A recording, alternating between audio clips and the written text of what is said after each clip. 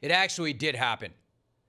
Bill Belichick, the Hood, the GOAT, actually coached a college football game. And you know what? It actually was as surreal and bizarre as I thought that it would be. Truth be told, I really had no idea what to expect. I don't think any of us did. I mean, they were in lockdown mode, well, other than he and his girlfriend, but they were in lockdown mode ever since he got there. But as a good buddy of mine told me right before the game, it was inevitably going to be an A or an F, of course. An A or an F. And I always ask for that. Give me an A or give me an F. Nobody cares about a C. So that much I did expect. What I did not expect, however, was that hospital job that we were treated to instead. See, that wasn't just an F. That was a straight mug job, a curb stomping. That could not have been any more embarrassing, humiliating, or devastating than it was. Hell, I was embarrassed, humiliated, and devastated. And I've got no ties to that school whatsoever. I watched it from the comfort of my living room, and I was embarrassed and humiliated and devastated. But hey, at least there was that opening drive, right? Tar Heel Nation is always going to have that opening drive. And what a glorious moment. That one moment that it was. When it seemed like, you know what? This really is going to happen. This is finally happening for the Heels. 7 plays, 83 yards, straight into the end zone in just over 4 minutes. And what was the name of the dude who scored? Look at this. Hood. Because of course it was. It was almost all too perfect. Delirium in the stadium, and one big, tell me how my ass tastes for Bob Kraft. In that moment, it really did look like everything was coming up Hood. In that moment, it really did look like maybe this entire Chapel Bill thing was going to work out great. Maybe it was the best idea ever. And then TCU turned around and delivered a very important message to the GOAT and all of Heel Nation. Message being,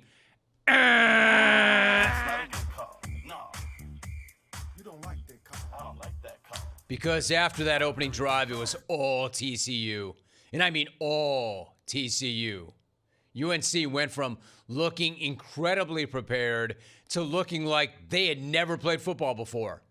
Hoodman went from looking like a mastermind to looking completely clueless and totally outmatched. And isn't that prophetic? Because who was up there? LT. LT was like, man, we're totally outmatched and outclassed. Totally trashed. We were totally trashed.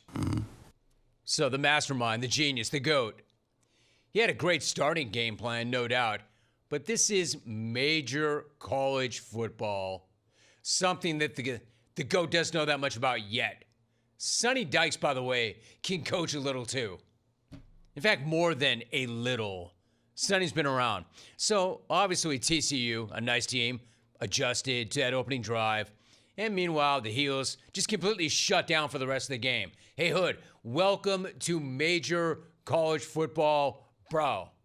Welcome to the party. Check this stat. You should start playing. Maybe we should stop playing that. The Bruce Willis thing. Out of respect. Belichick coached in 511. Check this stat. 511 pro football games. Never once, not once, allowed 48 points in a single game. Then he shows up to coach in college, and then in his very first game gets blasted 48-14. Never once in 511 pro games. Like, you would think that this master football tactician would at least be able to give the team something at halftime, something to help them out. Like, all right, the first half came off the rails a bit, but the Hoodman is going to have some answers for them in the locker room, right? Yet, once again, in a word, instead, check this out. You don't like that call. This is how the second half started.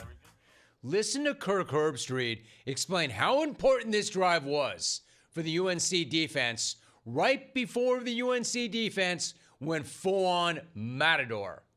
You throw in the interception, pick six by Bud Clark, comfortable 13-point lead. And in my opinion, the way that first half went, it's a big drive for the North Carolina defense. That was the Capital One rewarding performance, and this is a rewarding run as Gavorian Barnes is out the gate, inside the 30, to the 10. Touchdown TCU, 75 yards and no flags. So no sooner than Herbstreit says, this is a very important defensive drive for UNC, my man's gone up the sideline. Reese Davis couldn't even finish the opening billboard read, and he was already halfway down the sideline, untouched. UNC defense barely even looked at that guy, let alone touch that guy, let alone wrapped up on that guy. Yo, Hood, you might want to let your defense know that the object of defense is to stop the offense. Yo, Hood, I'll tell you who you might want to look at. Your D coordinator, your son, Steven, the face licker. Yeah, I mean, you do know that your defense is supposed to try to at least try to tackle somebody, right? Also, let him know that his haircut is an abomination. I don't know what was uglier, face licker's haircut or his defense. As always, the answer is yes. Yo, bro, feel free to rock that look. Feel free to rock that look as long as you're not getting gashed the way you were. And UNC was outrushed by over 200 yards. TCU made the Tar Heels look like they did not belong in that game. They made them look like they did not belong in that sport. They made Hoodman look like he didn't belong in college football. Listen, I'm not saying you give up on this guy after only one game. But what I am saying is that one game could not have been any more of a catastrophe than it was. It could not have gone worse. It could not have been more embarrassing. Now, it is still way too soon to declare this a failure, but it's not too soon to declare that a disaster.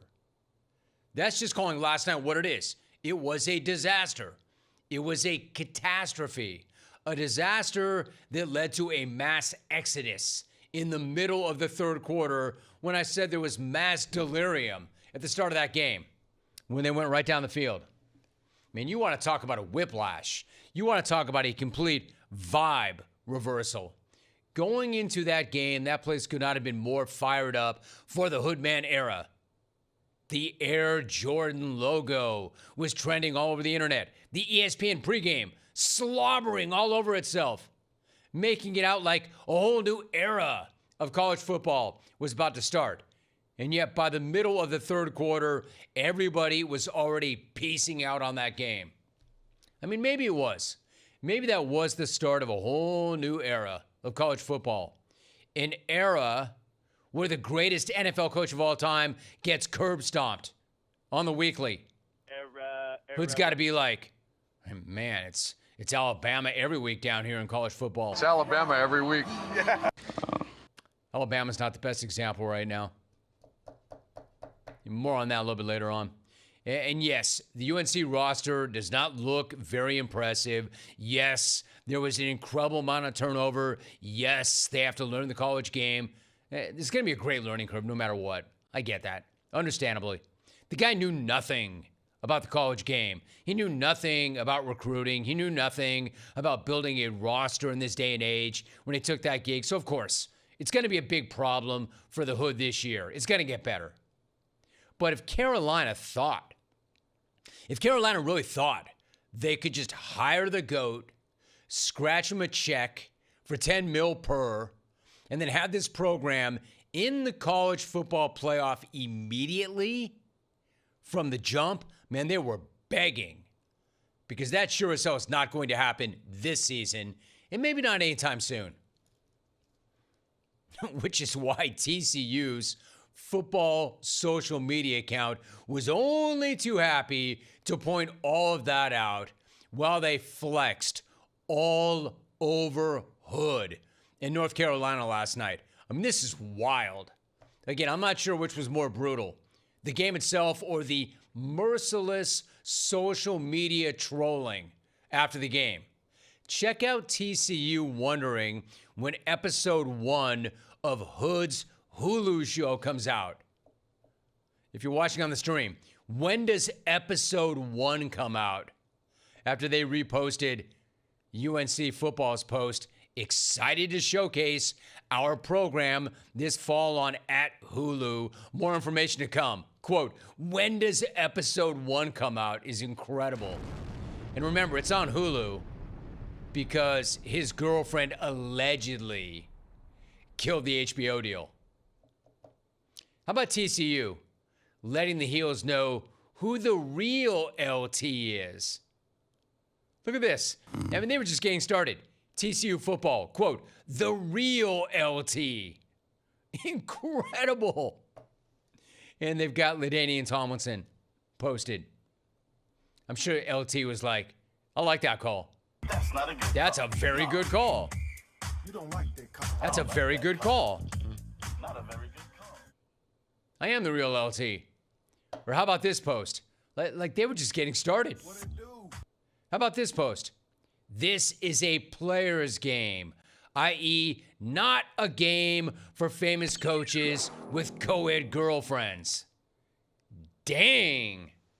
TCU. This is a player's game. No.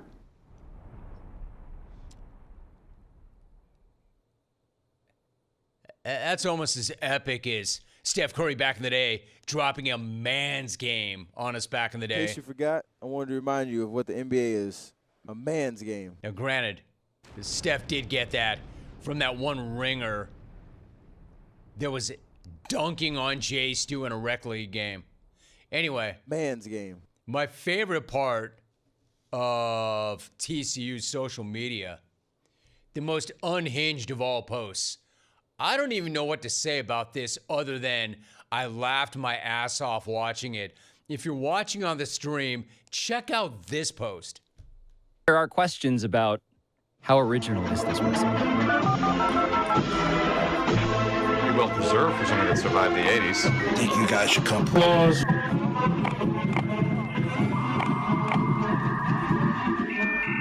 When y'all gonna learn to leave me alone? No. It's my dog show. It's my dog. It's my dog show.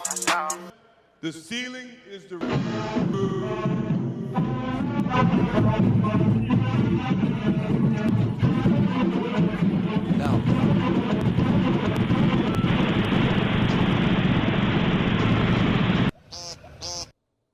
I mean, if you're listening on radio, sorry about that. If you're watching the stream, that is absolutely genius. That is brilliant. That is genius. I barely know what that is. I mean, it's just a mashup of a bunch of Belichick's a dog, Belichick's a dog. I almost have to watch it again. It's incredible. So whoever did that for TCU, whoever's running their social media or whoever edited that, it is genius. It's one of my favorite social media posts ever. And I'm not here to hate on the Hood. I'm here to give them credit. It is incredible. And I'll tell you what else is incredible. And we're just kind of re-showing it. I'm talking over it right now. It's brilliant. What's also amazing to me, and it is the world we live in. It's the world we live in, and it's nothing new. But you can just see it day to day to day to day. These social media accounts, and I don't mean individual media accounts, I mean social media for colleges, even pro teams. Man, they're just dialing it up and trolling and talking so much junk. That's not just some individual rando account spiking the ball on the other head coach. That's the program's account spiking the ball on the GOAT.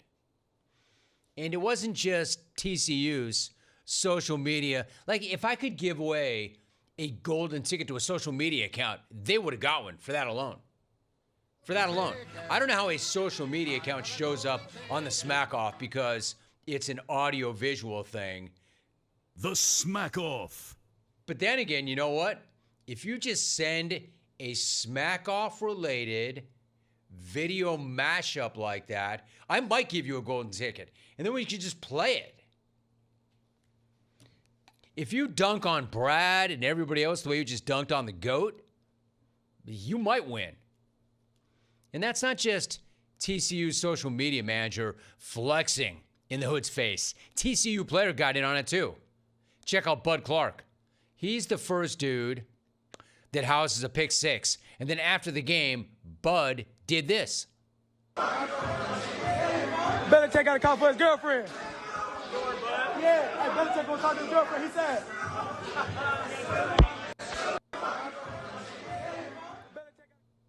Better check out his girlfriend. I wonder what Jordan, the girlfriend, is thinking right about now.